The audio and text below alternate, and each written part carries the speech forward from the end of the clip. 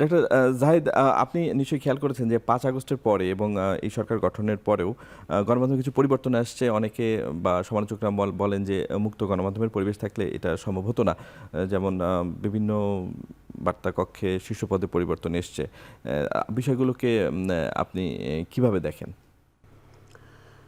দু তিনটে ইস্যু আছে, মানে সরকারের দিক জায়গায় দাঁড়িয়ে একটা দেখার ব্যাপার আছে, বা আমি বাইরে থেকেও যদি দেখি, মানে ৫ আগস্ট পরবর্তী সময় কতগুলো পরিবর্তন সম্ভবত ইনএভিটেবল ছিল। এখন পরিবর্তনের পর কে আসবে ইজ এ ডিফারেন্ট ডিসকাশন, কিন্তু পরিবর্তন ইনএভিটেবল ছিল কেন বলছি?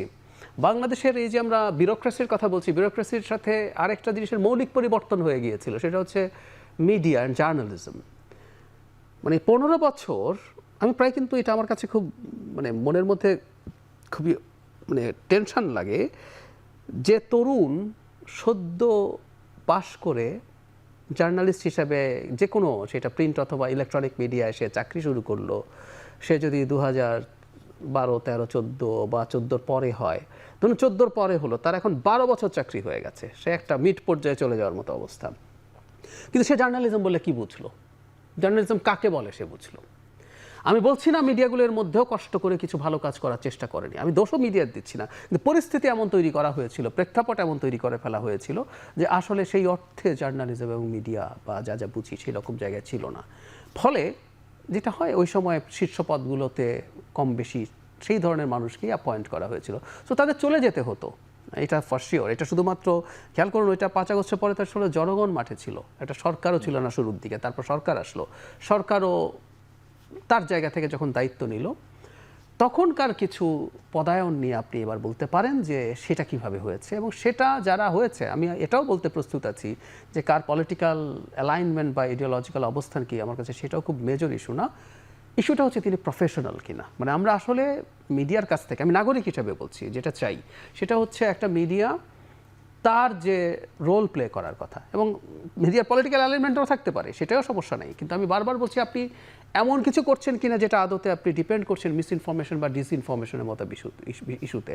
এর বাইরে যদি হয় সেটাও হতে পারে। সো যোগ্য লোক এসছেন কিনা সেখানে কোনো কোনো ক্ষেত্রে প্রশ্ন আছে, আমি সেটাকে উড়িয়ে দিচ্ছি না, এবং সেই জিনিসগুলো আসলে দেখতে হবে, এবং এই দেখার দায়িত্ব আসলে মিডিয়াগুলোরই সংশ্লিষ্ট। কারণ হচ্ছে এগুলো প্রাইভেট অর্গানাইজেশন, আমাদের বেশিরভাগ মিডিয়া সরকারের বাইরে যেগুলো আছে, সো এগুলো আসলে কিভাবে পরিচালিত হবে, কিভাবে তারা কাজ করবেন, এগুলো রাদার তাদের দিক থেকে হবে।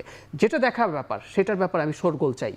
সেটা হচ্ছে যদি সরকার কোনো কিছুকে ইম্পোজ করার চেষ্টা করে যে না একে রাখতে হবে বা একে বাদ দিতে হবে, এই ধরনের কোনো কিছু যদি চেষ্টা হয়, আমি অন্তত জানি না, যদি হয় মিডিয়াকে এগুলোর বিরুদ্ধে ফাইট করতে হবে, এবং ফাইট করাটাই আসলে ফাইটগুলো করে যেতে হয়। এইভাবে বলা হয় যে ডেমোক্রেসি কন্টিনিউ করাটা আসলে এই ক্রমাগত ফাইটেরই পার্ট।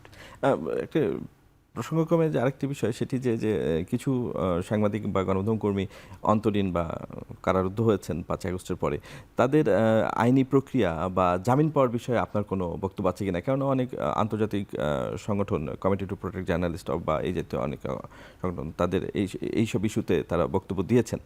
তাদের জামিন পাওয়ার অধিকার বা বিচার প্রক্রিয়া চলার বিষয়ে আমি আগে আমার যে এটা নিয়ে আমি আগে কথা বলেছি, আমি আজকে সরকারের একটা দায়িত্বে আছি, তাতে আমার অবস্থানের কোনো পরিবর্তন নেই।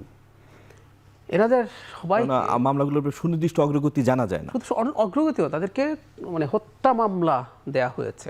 আমি এভাবে বলার চেষ্টা করি সবসময়, ওনাদের অনেকের অপরাধ আছে যেটা মানুষ হত্যার চাইতে খারাপ।